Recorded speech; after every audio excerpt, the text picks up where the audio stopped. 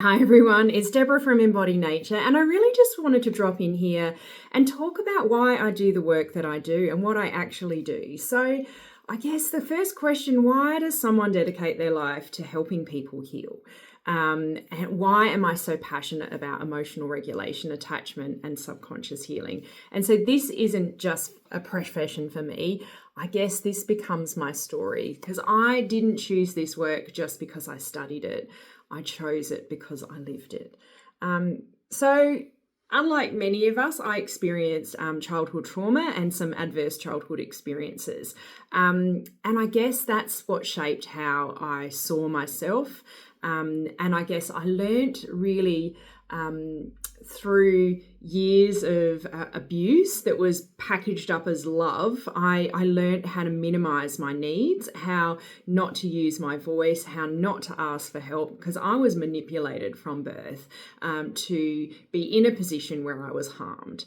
And I guess this really created some really big wounds inside of me. And these are things that have really, I've spent my life working through. So a big part of my passion is how I show up in this world, the people I help, and that's really a lot of vulnerable children, and now it's adults. And I've really sat heavily in the space of trauma, trying to understand it from a social work perspective, trying to understand it in the foster care context, and also working with a lot of parents who have experienced their own trauma as well. So every single person I have met within my work has experienced childhood or developmental trauma.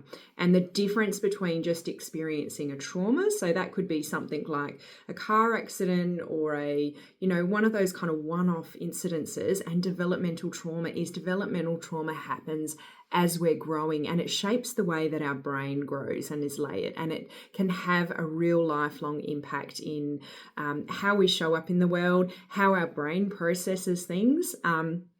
And then at a deeper layer in our subconscious space, how the patterns that run below really impact on the way that we show up in the world, in our relationships, how we react and respond, and how our behaviors come out. So, a lot of what happened when I was growing up is I learned to minimize my needs. I learned to keep the peace. That was my job, being the peacekeeper. And I learned that love was something I had to earn, and that it correlated with a whole lot of hurt and pain because I wasn't taught love by the right people. And I didn't realize that a lot of the ways I show up wasn't personality traits. They were kind of adaptations, things that I'd used to survive.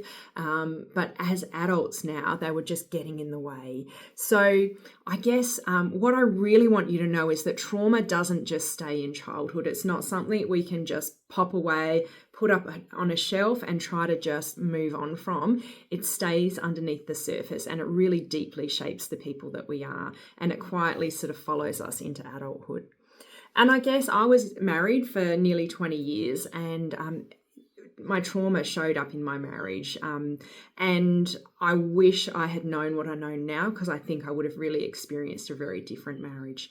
Because I couldn't ask for what I needed. I felt like my voice wasn't heard and I was silenced. And that wasn't about my partner as much as it was about me and the way that I reacted in situations.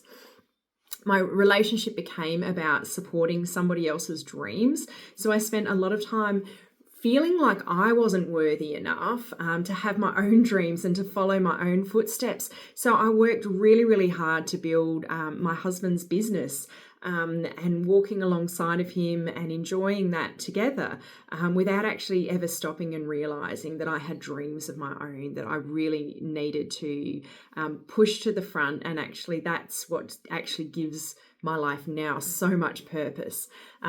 So I really fell heavily into people pleasing, self-abandonment, and I guess my abandonment issues and those wounds come from a place of sitting in my own traumatic experiences that just kept on going on and on for years and years and years, and feeling like I couldn't tell anyone, feeling that there was no safe adult there that was saving me from this situation.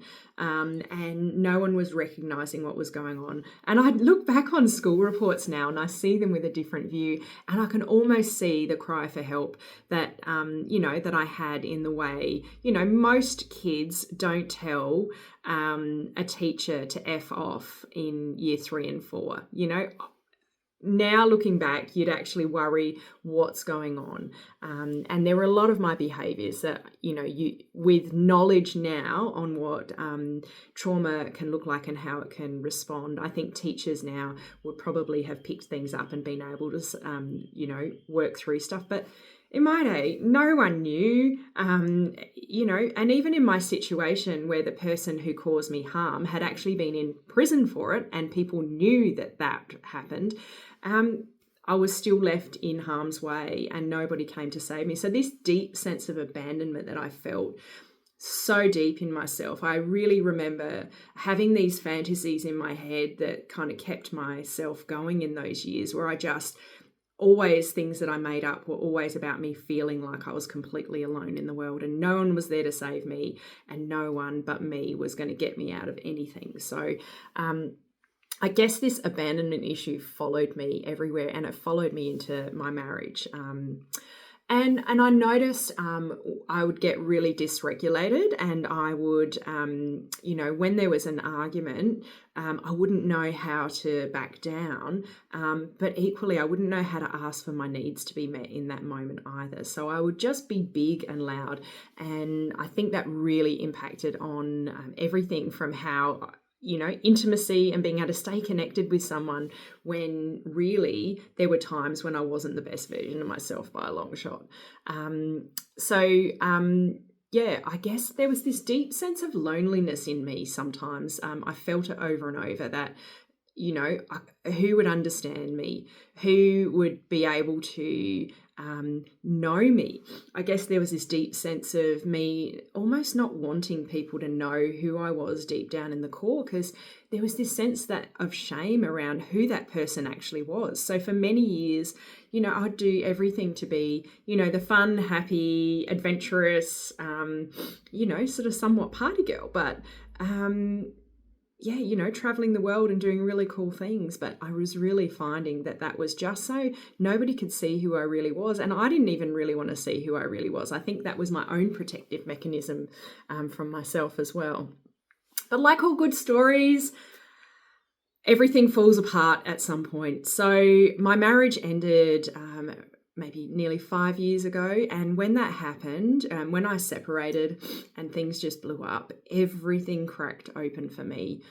It was one of the darkest seasons of my life where I really had to look and reevaluate everything that's going on for me in my world. And I really started thinking about how I sat in relationships, and how to sit with some of these really big emotions that I was feeling. I went through such an incredible grief process, this grief and loss, because not only did I lose my marriage, but I also lost my business as well. And I'd really finally found this kind of dream space. Even if it wasn't all my dream, it was a really great place to be. But it left me questioning everything. I started questioning, my healing again from my childhood abuse. I started questioning my relationships with my dad and my brother, with my ex. And then I guess I got to this point where I really started questioning the relationship that I have with myself, because at the end of the day, I'm the person that's got to sit with me every step of the way. And I guess it got to the point where it was so broken that there was no way I could stay in this space. I realized that something had to change. And I guess some of our greatest breakdowns can become our greatest invitation for change. And I really believe that. So I guess if I'm thinking about how I show up in my professional world and how I ended up doing the work that I do, I've spent the last 20 odd years supporting children and families. And I did a lot of trying to keep families out of the the care system. So trying to keep families together and teaching parents with young children how to attach and connect. And I was teaching them about how to regulate their own emotions, how to show up for their kids. I ran mindfulness parenting and circle of security, and eventually ended up in the foster care space. And within this, all throughout the years, a lot of the things that I've taught have been around childhood trauma and emotional regulation, how we can both regulate our own emotions as a parent, but how then we can help our children and young people to regulate theirs by being in relationship.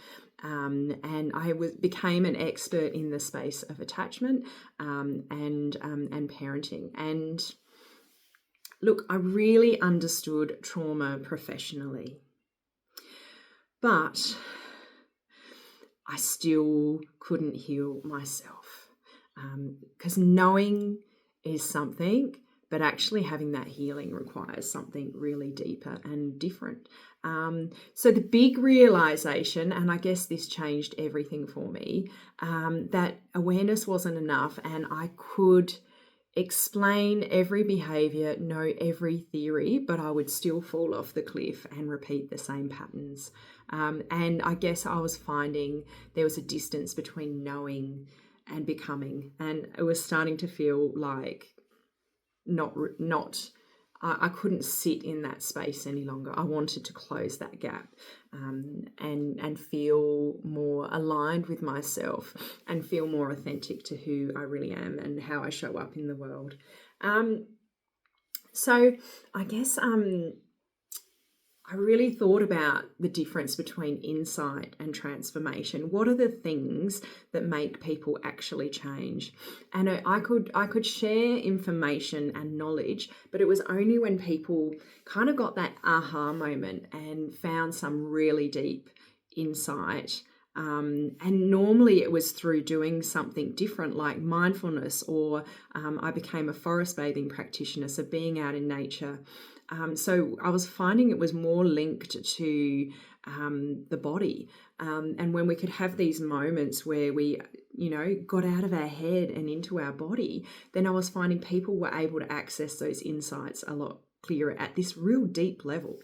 And then the beginning of last year, I really started discovering subconscious therapies myself. And I saw an amazing practitioner who, really helped me understand and work at a deeper level than I'd ever worked before. But funnily enough, that deeper level was less traumatic than the talk therapy I'd been doing in the past. So realizing that for me, having, even just a handful of sessions, I started off having 6 sessions, and I found even after 1 or 2 sessions, I was finding these insights and these breakthrough moments, and the tools that I was learning were inside of me that I could carry with me, were changing things at a radical level. And when this radical change happened, I was finding the way that I responded in the world was radically changing as well. So being able to find that deeper healing for myself and doing the nervous system work as well. And I think running has kind of walked side by side with my healing journey. So I realized a lot of times when I was running, I was processing, my bigger feelings and really understanding. And again, having some of those breakthrough moments when I was just in that runner's high moment where you just almost feel like, everything's aligning for you. That really allowed me to really process things and start to create some change. And I started responding differently without forcing it. I remember one of the sessions I did so clearly. I was really struggling with boundaries.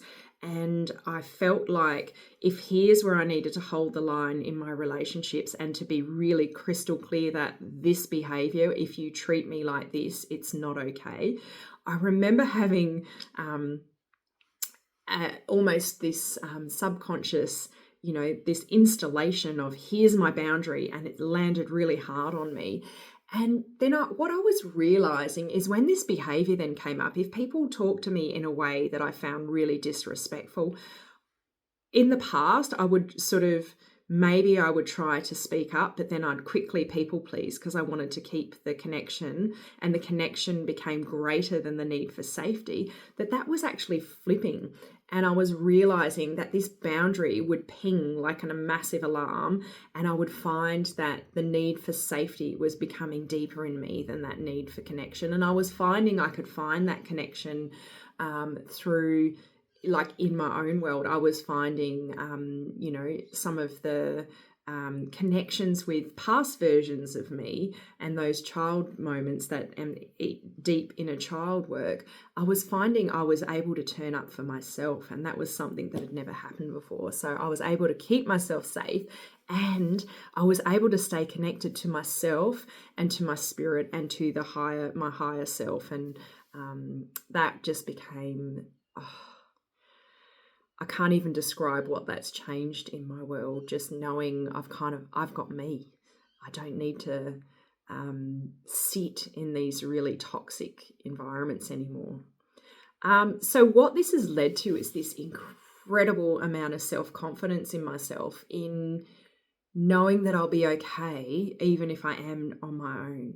So it gives me this confidence now to challenge things and have difficult conversations. If I'm finding in relationships something isn't landing right for me, I'm able to question, I'm able to clarify, and I'm able to ask for my needs. So being able to first understand what my needs are, and then being brave enough to share what those are with someone else at that risk of them rejecting me and my needs, I became, this confidence that it's okay, I'm going to risk it, because the worst thing that's going to happen here is I'm going to end up on my own. And actually, that's an okay thing for me.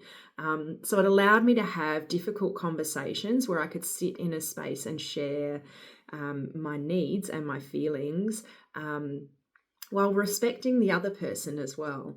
It just allowed me not to be triggered, because previously I would have seen that as very unsafe, and I would have just flipped. My lid would have flipped, and I would have found I wasn't able to manage myself in that situation. Not my best self would have come out. So I guess this is also, some of this transformation for me has really just increased my self-worth, and I really see the value of myself now.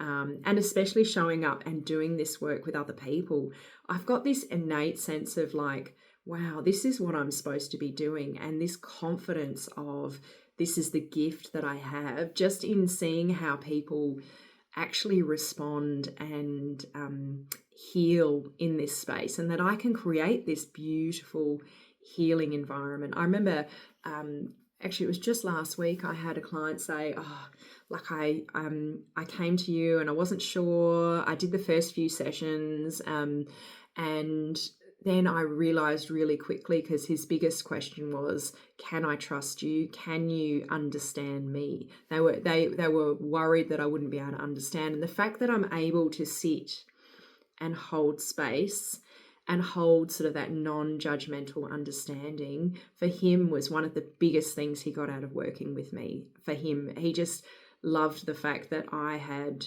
I don't know about loved, but he appreciated that I had been through this journey before, particularly around separation, so that I understood some of those darker days that we feel when we're going through this, and how intense the whole process can be. Because I experienced a year or two of, mostly the first year, of just really being constantly dysregulated, and having to then help get some really great boundaries in place so that I could keep myself safe. So it's great to be able to have that sense of self-worth. But ultimately, the best gift and the most amazing gift is how this is all impacting in my relationships with others. So I feel like now, for the first time, I'm in a relationship where I'm able to express my needs, and that person is able to sit in a conversation and work out how that they can sit in that space of helping meet my needs, and vice versa. It's a very a space where we can have the difficult conversations. We can talk about when we're triggered. I never thought that was possible, to actually have a conversation. I know in my marriage, if I was triggered, that would just make the other person bigger, and we wouldn't be able to resolve what was going on. And then I went into a relationship with where I was triggered. The other person, while they could be empathetic with me, they refused to do anything to actually change the situation. And then in a last previous relationship, I would turn up, and if I was triggered, the other person would feel even more triggered, and I would spend all my time trying to sort out their triggers and not actually, really just brushing off my own needs in the space and really self-abandoning in those really big moments. So it's incredible to be able to see that transformation in place. And I guess who I am today, I guess, and compared to who I was previously, I guess in the past, I would feel quite anxious in how I showed up in the world and in relationships. And I still have a bit of that, but I can usually work through it really quickly now. And it doesn't seem anywhere near as intense as what it used to be. I used to be the people pleaser, self-abandoning, dysregulated, and afraid to ask. And now I am calm, confident, grounded, honest, really honest and really aligned with who I am. And I'm feeling secure and comfortable in my own skin. So I genuinely don't recognize the person I was 5 years ago. And I'm so grateful for all the things that I've been through that have got me to this place I am today, where I'm able to just do this beautiful work and help others and just live in my truth. So again, this is my mission, I guess. I know what it feels like to lose myself, and I know what it's like to repeat those patterns and to just fall into the same trap over and over again, and to leave conversations filled with shame, and to wonder why I keep reacting the way that I do. But through this journey, I actually know this deep sense of healing is possible. And if it's possible for me, then I know it can be for others. So it's not just understanding yourself, it's actually becoming someone different and responding in different ways and feeling in different ways and sharing in different ways and being brave to sit deeply in vulnerability. I guess that's probably the biggest thing. Being able to just put it out there, and even being able to talk in this space, being able to share my deep inner truth and not actually sit in this, I wonder what people are going to think of me, because we can all feel like people are judging us. But I think I've really learned over the last particularly 18 months is the people that resonate with you love your truth, and those that maybe are turned off by your openness and your vulnerability aren't the people that you want to have aligned with your work. So I feel like there's people out there, and I hear it so often when I write a post or something and people just say, you've just given words to my experience. And I feel like that is the key. If I can give one person the words that they need to actually be able to shift something in their heart, shift something below the surface, then I feel like I've been of value in the world. So, and I guess, talking about why my program is different. I run a 6-week NTT, Neurotransformation Therapy program, and it works on the stuff below the surface. So often when we go to psychology and counselling, we work on the stuff in our conscious mind, and that probably accounts for about 10% of what's actually our behaviours and how we respond and how we show up in the world. So 90% of how we regulate and the patterns and the ways that we respond when we're stressed happens underneath the surface. And that's the area that I work with. So we don't just talk about education, although I do that. I do a component of psychoeducation, particularly around understanding trauma, how the brain works, and attachment. I find that really helpful. But we also then work in that subconscious space, and which really sits in the nervous system. And really can help and have a profound impact on our emotional regulation and, really create some lasting transformations. So, I guess some of the things that I've noticed with clients has been I had one client who was going through a horrendous relationship breakup, and there'd been some domestic violence. And she came to me really struggling with her own sense of self, and we brought it back to some of the childhood where her needs weren't met. She wasn't seen as valued. She didn't feel validated. She didn't feel that she was looked at with that love and adoration and all those beautiful things that bring attachment. And I think this flowed on into her adult relationships, and she found she kept on falling into these relationships that ended up being really toxic for her. And she was going through a really tricky court situation. But just some of the things that she found out about herself and could really then start to relate some of those core wounds to how she was showing up in her current relationship, something switched for her. And I could see it in one of the sessions, and I remember her talking through the lessons that she was taking away from some of these stressful and traumatic incidences from when she was younger. And you could just see something flip, and she's like, I'm worthy. I'm really worth the space in this world. I'm worth speaking up. I'm worth, I deserve to be loved. Even if I wasn't when I was younger, I really deserve to be loved. So something switched inside of her, and her sense of self meant that she didn't have to hold on to even going through this court thing. She was able to let go of the outcome of what that might look like and be able to sit more easily in the process, and showed up more confidently in those really tricky spaces that she had to show up in. I couldn't take away the things that she needed to do, but what we did together meant that she more confidently walked into the space and felt such a great sense of who she was, and really set some beautiful goals around future relationships and really change things. So there's so much that can change. I know I had another client who from his own childhood trauma was really struggling with how he was showing up in his business and the decisions he was making, and being able to unpack what was behind those core wounds, and how that sense of worthiness and being able to show up in the world and be valued, even if he wasn't feeling that value from his childhood. Something changed inside of him, and everything from business to relationships changed for this person. And all of a sudden the good contracts were finding him. He was making great choices around employees and holding boundaries, and being able to step away from being the kind of people pleaser in situations, and being able to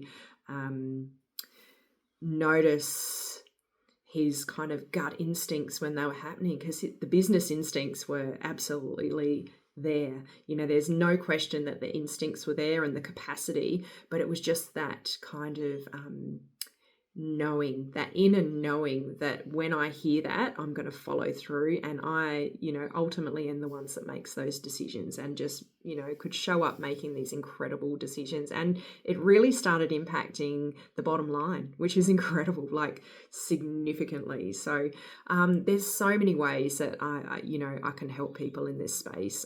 I do see a lot of people when they're going through a separation. I find that it's a good time to reflect and to find ways not to be stuck. I guess what I was able to do for the people I worked with in that post-separation stage was work through the issues so that they didn't have to sit in them for years. I remember one guy going, I chatted to another man who has just recently separated, and he said it's been 7 or 8 years now and he's still struggling. And he's like, I don't want to be like that.